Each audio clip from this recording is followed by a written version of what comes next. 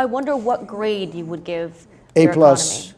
A plus. Yeah, A plus, plus, plus, plus, plus. The president needs to be aware that he's a billionaire, president of the United States, and you can't gaslight people and tell them that their bills are affordable. And you can't tell them that the economy is an A plus, plus, plus. You just can't do that. Stupid people like Marjorie Taylor Greene, or some people call her Taylor Greene, some people call her Taylor Brown, because green sometimes turns to brown, which isn't nice. Let's be real, President Trump doesn't go to the grocery store and do his own grocery shopping. Donald Trump and Marjorie Taylor Greene are in the middle of the nastiest split since Rudy Giuliani divorced his second cousin. Yep, that actually happened. Anyway, a year ago, Greene was Trump's most loyal foot soldier. She defended him on TV, she followed him into every conspiracy, she practically wore Daddy Trump forever like it was a prom sash. Also, who could forget that one time that she groped Trump's cardboard cutout? Ugh. But now she's on 60 Minutes, CBS News, and CNN, calling him a liar, calling him delusional, and calling the entire Republican Party terrified of him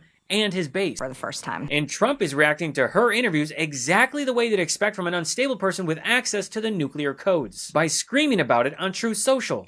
The only reason Marjorie Taylor Greene turns brown under stress. That's the best he could come up with, and then he explained the joke. Look, if you have to annotate your own insult, it's not an insult, it's a cry for help. Stupid people like Marjorie Taylor Greene, or some people call her Taylor Greene, some people call her Taylor Brown, because green sometimes turns to brown, which isn't nice. Then he went full Trump, saying, she sort of reminds me of a rotten apple. Marjorie is not America First or MAGA, because nobody could have changed her views so fast, and her new views are those of a very dumb person. Now let's be clear, Marjorie Taylor Greene is not some innocent butterfly suddenly realizing that the world is harsh. She built her entire career on this exact stance as well. We ask everybody about their past stances and past statements. But we would be remiss if we didn't ask you about this. You say you're taking responsibility for it. I just want to be really clear. Do you regret, do you apologize for saying those things? I've already addressed this. I said it on CNN. I've said it back in 2020, and thank you. I've already addressed it. Could you address it here again, though? And if not, why not? Thank you. I've already addressed it. Well, ma'am, these are your words, but it seems like we're not going to get any further here. So I do want to ask you one last question. Oh, you know what? Thank you so much. I appreciate the interview. Hopefully, good luck.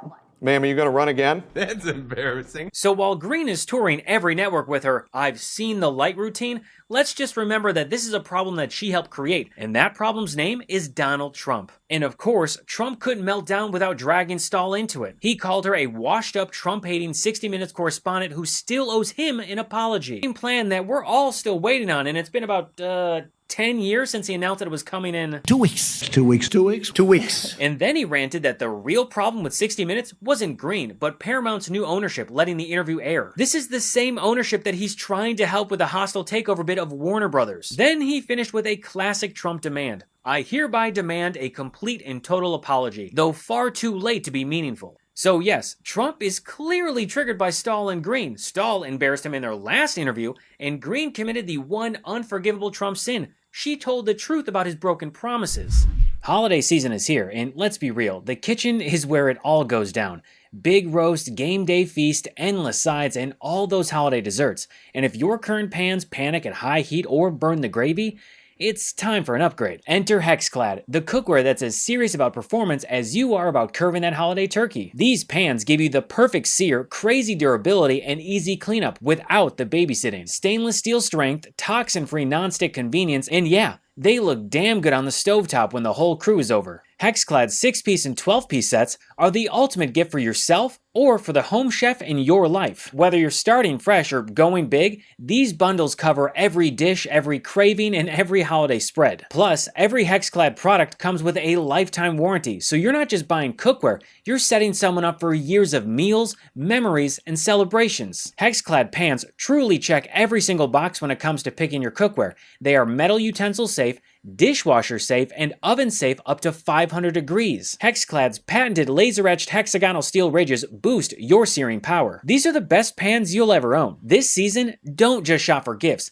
Give the upgrade every kitchen deserves. Take 10% off at https://hexclad.com/Gabe and cook like a pro all holiday long. Treat yourself or give the gift of cookware that delivers for every meal, every gathering, every season. That's hexclad.com/Gabe. Support the show and let them know we sent you.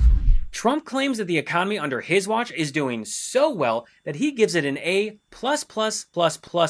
But I do want to talk about the economy, sir, here at home, and I wonder what grade you would give your A+. economy. A+.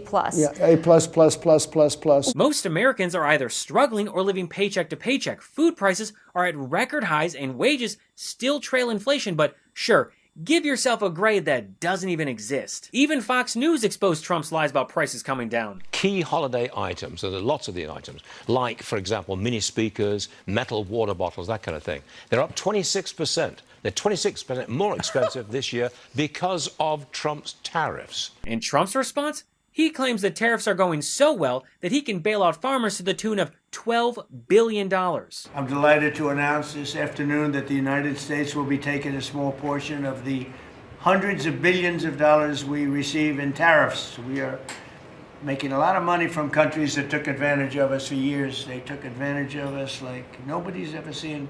Our deficits are way down because of tariffs. I guess because of the election. Because without the election, you wouldn't have tariffs. You'd be sitting here losing your shirt. But we're taking in billions. We're really taking in trillions of dollars, if you think about it, Scott, because the real numbers, you know, when you think of all the money being poured into the country for new auto plants and all of the other things, AI.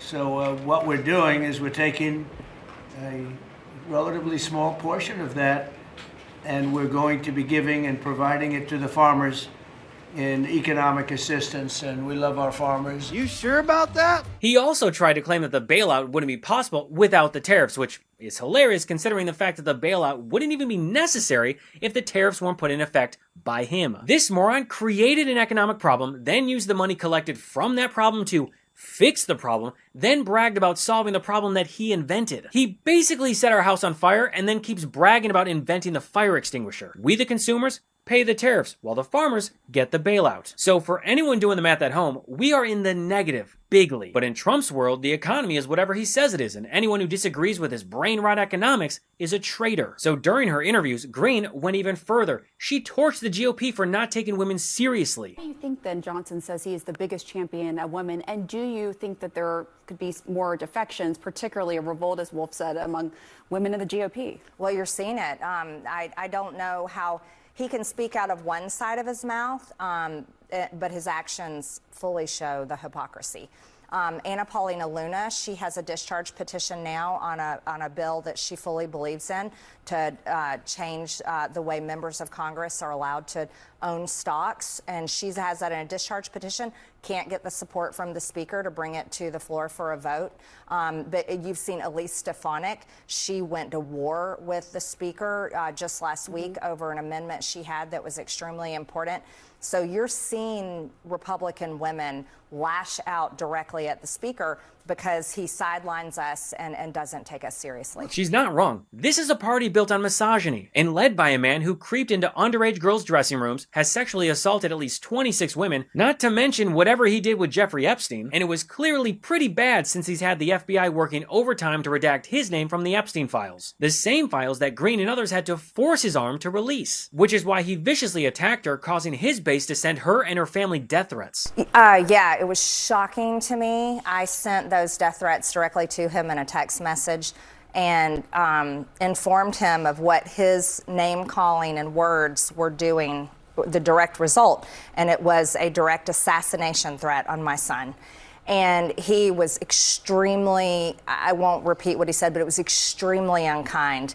No sympathy, no care. Trump's whole meltdown, the tariffs, the economy lies, the fake raids, the attacks on Stahl, screaming about Greene being a traitor, all of it's coming from one place. A man who built a movement based on fear and is now terrified of losing the people who used to fear him. Karma. So yes, the Trump-Greene split is messy. It is petty, it is chaotic, it is deeply, deeply stupid. But it's also very revealing because when the loudest MAGA loyalist finally walks away and says, "This guy's fucking unhinged," you have to wonder how many other Republicans are already packing their bags behind the scenes. Because as each day passes, the number keeps growing.